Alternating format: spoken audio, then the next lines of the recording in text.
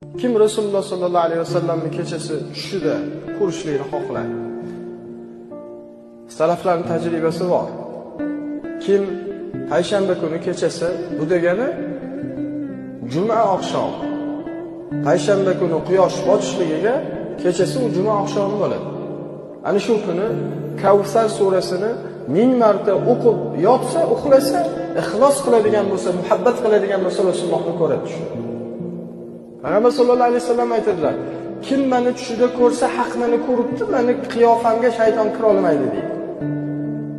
Rasululloh sollallohu alayhi vasallam aytadilar: "Kim meni tushida ko'radigan bo'lsa, haq meni ko'ribdi, meni qiyofamga shayton kira olmaydi" deydi. Ammo ulamolarning birlari o'ta qattiq gap aytadilar. Bir kishiki Rasululloh sollallohu alayhi vasallamni tushida ko'rmagan, lekin ko'rganman, Rasulullohni ko'rdim deb yolg'on da'vo qilyapti. Juda ko'pchilik bilib bilmasdan gapirib yorishadi, Rasulullohni tushimda ko'rdim, ko'rmadim, yolg'on ham gapirib yorishadi.